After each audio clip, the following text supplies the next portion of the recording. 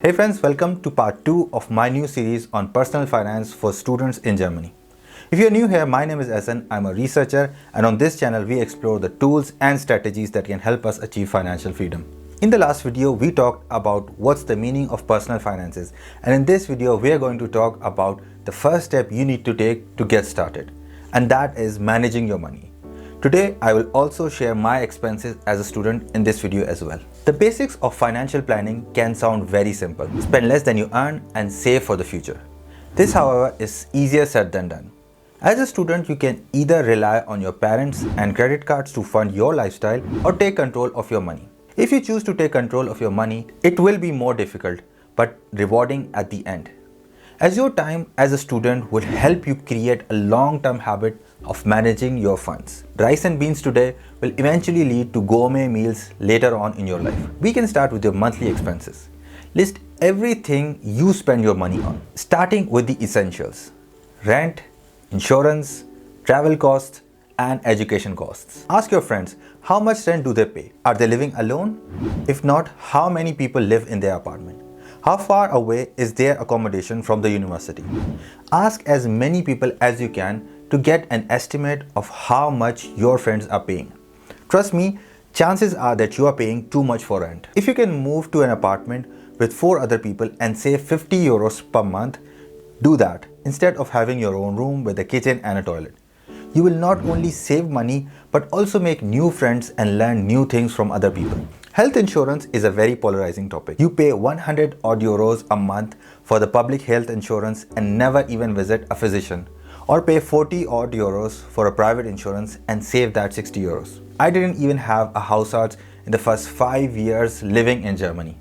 So thinking back, having a private insurance would have saved me hundreds of euros. But then again, I could have gotten sick like a friend of mine who needed major surgeries and didn't have to pay anything as the public insurance covered all of his bills. So here I would say whichever option you opt for, it's okay. If you're liking this video so far, I would really appreciate if you hit the like button and consider subscribing. Alright, next come the travel costs. If you can move 10 minutes further away from your university and save 20 to 30 euros per month in rent, I would say take that deal. Obviously, these chances come rarely, as finding a decent accommodation in a large city is very difficult to start with. But try to find a decent compromise. Some universities offer a semester ticket with their semester fee, some don't. Here you need to figure out if the semester ticket actually makes sense for you. Can you opt out of it if the ticket doesn't make sense? For education costs, there is a semester fee between 120 to 300 euros, and the higher costing semester fees often include a semester ticket. Only exception being Baden-Württemberg with a 1500 euros additional semester fee. Pro tip here is to keep track of each and everything you buy for your studies. No purchase is small enough. Bought a pen? Write it down. Bought a notebook? Write that down. You can claim all expenses you do for your education in a tax return after you do a full-time job. Trust me, this small hassle will be worth it in the future. With these things, you don't have to think that often. Next come the variable costs, and here is where you have the most room for management. I divide this under 2 categories. First being food and groceries, and the second being travel and clothing. As a student, home cooked pasta should be the food you eat most often. Even if you don't like to cook, you have to do it. You can learn to batch cook or do food prep. Trust me, it's not that difficult. And it can save you so much money which you can put to good use. When you go to buy groceries, try to buy in bulk as it will be cheaper. Try dividing your groceries with your friends or housemates, as this will definitely save some money. For travel and clothing, I say to have a fixed budget for a month. If you have a semester ticket, try to explore the region covered in your ticket first before thinking of your first trip to Paris. You can go to other countries, but instead of going with a couple of friends, try to join student groups for your travels. These groups are cheaper than planning and going on your own. A quick search on Facebook can be really helpful. Also, ask around in your university. Most universities have international centers who organize cheap field trips. Try to write down each and everything you spend money on. At the end of the month, try to see what can you spend less on. Why did you spend 120 euros in H&M? What can you do to reduce that? Let me tell you my expenses when I was a student. Now this is obviously my case and pretty old. So please know that I am aware that not many can replicate this. My university is in a small town, so rents were not that expensive. I got a room in a house with a German couple and another student.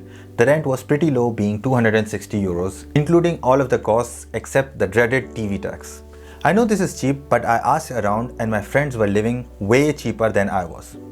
Most had a rent between 180 to 240 euros. So after my first month, I moved to a cheaper accommodation which saved me 20 euros. I used this 20 euros to register in a gym, which was one of the best health decisions of my life. I had a fixed food budget of 50 euros and that included my 18 euros protein powder. I used to buy things in bulk and do food prep. I remember going to the Turkish shop once and buying 20 bananas near expiry for 99 cents. In order to stop them from spoiling, I peeled and froze them. Banana shakes for 2 months. And that wasn't my only great buy. But that's a story for another time. Let me know in the comments below if you want me to share such tips in a separate video. In my first semester, I didn't do much traveling on my own. I had registered with the International Center, which organized very cheap trips.